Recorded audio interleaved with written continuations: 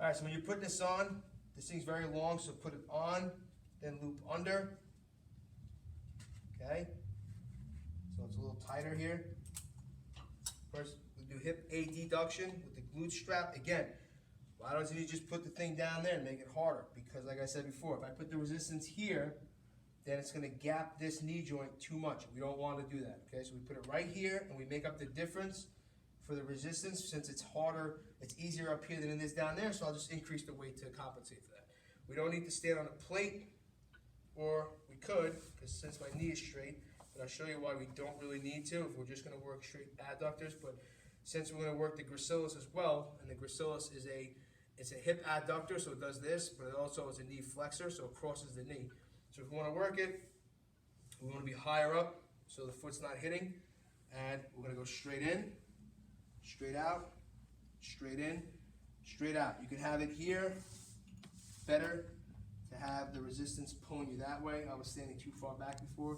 So again, from here, in, heel to toe, in, out. Very straightforward. If you want to do it where you don't care about the gracilis working, and again, the therapist will let you know, you can kind of bend the knee, come in and out, in and out. Same rules apply. Standing on one leg, knee slightly unlocked, just to hold you up. Nothing else moves other than the leg. Will you see this a lot? No. But if you ever do see it, hip adduction, knee bent, cable column, this is how you set it up, all right? A lot of the exercises we teach you guys are, and never let a patient get out this way. A lot of the exercises we teach you guys are just very common sense. That's why on the first day when you come in, we say, all right, show us the body motions. Because once you know the body motions, then you know every other exercise we're gonna teach you. So standing, you know what standing is, hip, you know where the hip is, adduction, you know what that is, knee bent. Okay, so we got it. It's all straightforward. There's no, funny or tricky names to try to trip you up. It's all out there for you, so you gotta know your body motions. All right, number 146, sideline hip adduction with cuff weight. Pretend I have a cuff weight on my leg. All right, I'll take this down off. So now, pretend like the person's got a pillow under their head, but again, I'm just gonna hold my head up just so I can show you what I'm doing. This leg is gonna be bent up like this. This leg is here, right up on their hip, straight up, straight down. Straight up, straight down. As they come up, their knee might wanna bend. Make sure it's straight, make sure the ankle again is relaxed. Same rules as before, just let the ankle hang straight up, straight down, up, and down. Again, not a big popular exercise because usually the hip abductors are weaker than the adductors, but you never know if you get anybody in here with a hip abductor tear or anything that they're rehabbing, and pelvic fracture, you want to just get all the muscles strong enough again. This is what you would be doing, all right? And if you put a cuff weight around the ankle here and then they're starting to get discomfort here, it's also because, again, you're gapping that joint. So maybe if you're using a 2-pounder down here and it's hurting the knee, say, okay, fine, let's take it off. Let's use a 5 or 6-pounder up here because it's easier up here. And let's put it around the thigh or the distal thigh, then get some kind of resistance, but they're not hurting the knee, all right? Hip adduction. So we're done with the hip adductors in the thigh. Now we're moving into the psoas, which is your hip flexors. It's number 147, psoas major, iliacus, rectus femoris, sartorius. Those are all your hip flexors, okay? So if you're learning anatomy, that's what they are. By the way, in the reference sheet I send you, it's all listed out here, so you know exactly what muscle groups you're working with, what exercises that we're doing. So again, number 147 is heel slides on plexi. Again, all they're doing is heel slides. They're sliding their heel. They're kicking in their hip flexors. It's a very easy exercise. Again, in the spirit of doing things from the easiest exercise to the hardest. I'm going to start with this one, slide up nice and slow. These are for all, a lot of for hip patients, we don't work a lot of the hip flexion or hip flexors, but sometimes people just have weak hip flexors. Again, somebody just had a pelvic fracture, or they're just weak in their legs and they don't have enough strength in their hip to flex up. This is what we would be adding, all right? But if the person says, oh, I feel pain in here, that's no good. You want to watch out for that. Feeling a little bit of tension in here is okay, but not pain. All right, so this is an advancement of heel slides. It's going to be heel slides, plexi. And you could write heel slides / plexi / T-band, TB, and then put, green, whatever it is. So whatever color she's got on. So from here, keep the heel in contact with the table, slide up. The T-band's going to want to bring me back down this way, so I'm going to fight it. Come up like this. Don't ever let the heel come off the table. You're not doing this because then you might really hurt yourself. So have the person just kind of slide their heel up, feel a little bit of resistance, and same rules as before. When they go to first start, make sure there's tension on the T-band. If it's all slack, and then finally there's tension, it's no good. So you want that thing nice and tense down here, but you also want it to be able to allow the person to get full range of motion. So if they did a heel slide without any TheraBand and they got up to here, but then you put the TheraBand on and they only get up this far, then it means the resistance is too much and not allowing them to get full range of motion, which is never good. So always, I don't care what the resistance is, they have to get full range of motion. All right, whatever exercise you ever want to do, if you want a person, just have the person do the full range of motion without any resistance. You know, visualize it, take a snapshot of it, and then you need to get that same range of motion with the weight. All right, it's not like you get one shot at it either. Have them do it a couple times so you see exactly how far they can get. So heel slides with plexi. Good. Seated hip flexion, opposite foot on a stool. You don't have to have this foot on a stool if you don't want. Sometimes it's better if the person's short or however you want to have it. But if the person's more comfortable this way, they could do that. This just allows the leg to just kind of hang off a little bit more when they're seated. They're not seated like this. They're seated, allowing their butt is right on the edge, so it allows the hip to go into a little bit of extension. They lean back to allow that much more range of motion, and from here they come straight up, straight down. Now what you don't want to see is tell the person, listen, I don't want you to see your own heel, which means right now as they're coming up, all I see is my thigh and my knee. If I start to see my own heel, that means I'm externally rotating my leg, which is what you don't want. So visually, you don't want to see this, where I look down, I can see my heel right now. You want to see it like this, where all I see is thigh. Reason being is you don't want to start straining the sartorius muscle, which is the muscle that does this motion. If you want to work the hip flexor just does hip flexion. It doesn't do hip flexion and external rotation. It just does hip flexion. Now, if the hip flexors are weak, they're going to want to compensate by kicking in the next hip flexor, which is a sartorius muscle, and that's where they're going to get this, which you don't want. Because it's already weak, and you don't want the sartorius to overwork, and now you're going to have a sartorius strain, and that's a pain in the ass to get rid of. So straight up like this is the important part of this. Come up. You're going to feel a little bit of tension in here, compression maybe. Hey, you tell them stop when you feel that, and you go right back down. You can add a cuff weight around there. You just tie it around, and you go straight up, straight down. Again, you don't want to be sitting up like this when you're doing this. It just limits the range of motion. Allow them to lean back. Okay, you put the half moon behind them if you want to hold them up and down. Okay, hip flexion seated. If you don't want to do it with the stool, for me, it was just very comfortable doing it that way. You can do it this way, straight up, straight down. But you can use a stool if you ever see in the note it's written that way. All right, number 149, standing hip flexion at the squat rack with a cuff weight. So this one, the person's gonna be standing here, they're gonna come straight up like this. What I like to see sometimes when we want to stretch out the glute max, which is the muscle back here, is the glute max does this, but it also has a little bit of like a rotation out here. So if I want to stretch it, I go in this way. So if the person's holding on, instead of coming up straight like this, they can bring their knee up to almost like they want to hit my thumb here. So come up like that, then they come in. They're not twisting their trunk though, all right? The hip comes up and in, comes right back down. Up and in, comes right back down. If they feel too much of a pinch in here, it's no good, okay? So you want to go straight up and in, but if they feel too much of a pinch, they can come out a little bit, but the important part is to get the flexion, all right? And you can add a cuff weight for it. Okay, standing sartorius stretch with T-band. Again, a green is your max. It's another one of those exercises. I showed you the hip adduction with the T-band was one. I think we did shoulder extension was another one. This is another one. It's just to help stretch out and relax a certain muscle that's very, very tight. So the sartorius, I'll show you on this hip, does hip flexion, external rotation, and abduction. So always remember there's like tailor sitting, when somebody wants to sit down, like a tailor wants to sit down and work on whatever the hell he's working on. It does this motion, okay? So we're gonna do the opposite. So they're gonna stand on one leg. It almost looks like a dance move when you teach it to a person. You say, go back, internally rotate, and adduct. So they basically picture going back and just kind of landing on your pinky toe and then coming back forward again, okay? So you're basically going through the three motions that the sartorius does, and you're contradicting it with hip extension, internal rotation, and then adduction, all right? So we're using basically reciprocal inhibition to say, all right, sartorius, calm down, we want to stretch you out.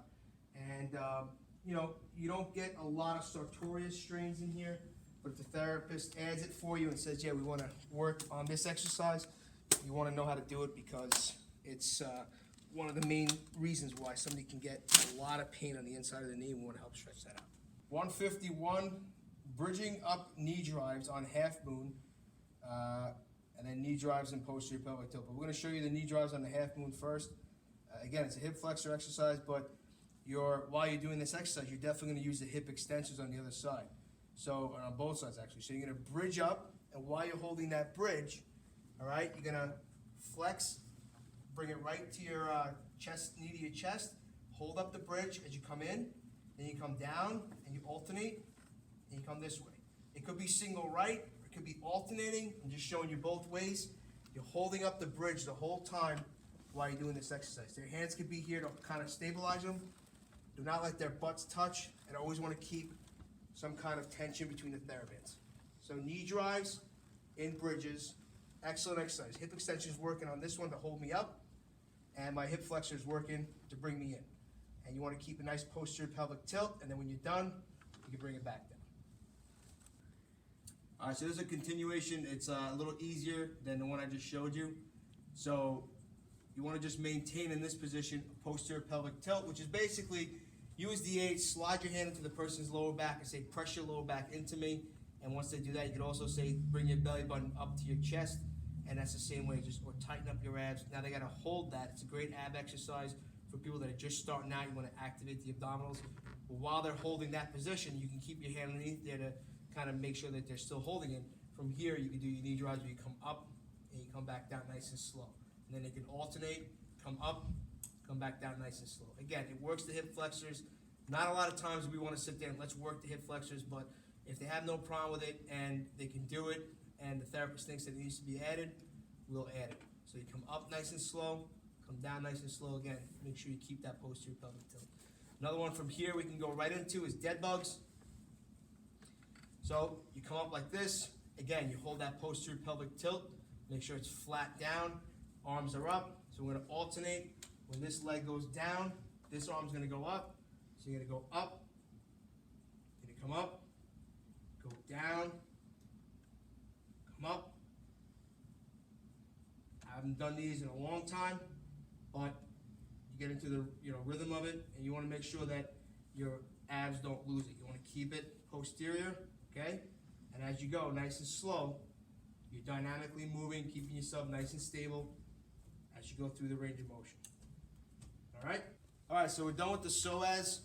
Now we're into just knee range of motion, or how to stretch out the knee. I've got all these bolsters here to show you different methods of how to, how we're going to set people up. Aids. Anytime somebody comes in and they have had a lower extremity injury, their hip, knee, or ankle especially, and if there's any swelling or if there's anything like that where they're getting ice or heat, always, always, always ask the therapist, we should do it in SLEP, right? SLEP is supine, leg, elevated position. Something I made up, you're not going to find in any medical books. Usually I'll give it to patients that if they come in and they can't lock out their knee, and their knee is like stuck in what's called a flexion contracture, usually after total knee replacements, ACL surgeries, or any kind of surgeries, or sometimes people with nasty hamstring or calf strains, they won't allow their knee to straighten out. So they're going to be stuck like this. So laying like this is a low load, prolonged activity. All right, so the low load is the gravity, the weight of gravity. And they laying here for 10, 15 minutes, so there's your prolonged stretch. Low load, prolonged stretch, I meant to say, not low load, prolonged activity, same thing. But you're stretching it out. If you see SLEP big, it's with the big bolster underneath the legs, underneath the knees, okay? That means the person's really, really uncomfortable in this position and they need something to kind of help them. And let's say we put stim on their quad and we'll tell the person, look, while you're laying here, I want you to push the underside of your knee down into the pad here, into the bolster. So they're helping to lock out the knee. You see what I'm doing here? I'm starting from here. I'm just kind of pushing down. I'm activating the quad. I'm trying to get that knee to fully straighten out. That's what our goal here is. We're trying to get TKE, terminal knee extension. That's the range of motion that you need. You need the knee to be completely locked. When you go to take a step, your knee locks out. And if it doesn't, and if it's lacking by a few degrees even, it's going to cause a whole slew of problems. So we start from here, but we're always trying to progress to SLEP small. Okay? We put this one. So now there's not enough cushion underneath the knee. The knee kind of hangs, but it has a little bit of a pad here that it can still press into, and it's not just actively hanging there with nothing underneath it. Same thing, the person kind of just tries to push down while they're here. They're on ice, they try to bring their toes up. If the stim is on, 5 seconds on, and then when they relax, they kind of relax everything. When the stim's back on, they push down, toes up. So they're just activating and trying to get that knee straight. Finally, well not finally, we get to slep empty. So again, that was slep big, slep small was the second one, slep empty because there's nothing there, it's empty. And if the person can lay here, that's good. They can tolerate it because it's uncomfortable in the back of the knee. And then you'll see slep empty with cuff weight, which is basically a cuff weight that you would wrap around here and you would just let the cuff weight take them down. If it hurts around, here, you can put it just above the kneecap so it's not on the patella itself causing pain. And the weight of gravity plus this weight and the prolonged stretch of laying here will help get this knee that was once like this to get totally straight again. So there's your sleps, different positions. I should have everybody know exactly what these are, and there should be no confusion about it. Anytime there's any kind of lower extremity patient in here and it's any kind of swelling, or if the knee can't straighten out, they better be in slep. Okay, 154, heel slides. Everybody always thinks the person's got to lock out their knee when they do this. They don't. Okay, heel slides, I just showed you slep. That's about getting terminal knee extension. Heel slides is about getting knee flexion. Okay, in terms of range of motions at the knee, what's more important is to get that knee to fully lock out than to get it to bend all the way. All right, so what happens is the person starts from here, they lean back, they're going to use their arms, heel stays in constant contact with the table so they're not lifting their leg up. Okay, and what they do from here is make sure this thing's all the way down. Because as they pull up, if it was further up like I just did, you're going to get dorsiflexion. You're not going to get the knee to start bending. So they start from here. All right, they grab it and they start pulling up. And hands are at their just by their knees, not up here to hurt their shoulders. Here they start pulling up, up, up, up, up. Let's say they get to a point where they're like, oh, that's tight right there. Again, 0 is no pain, 10 is severe. You have the person go to a point where they feel about a 3, and they can comfortably stay there. So it's mild discomfort, but they feel a stretch. Usually you're gonna feel it right here in the front of the knee, and they're gonna hold that for 15 seconds or 10 seconds. And they're gonna do this 15 repetitions, 10 seconds. And when they do is they go back down. They don't have to go all the way back down. Again, we're trying to get flexion range of motion.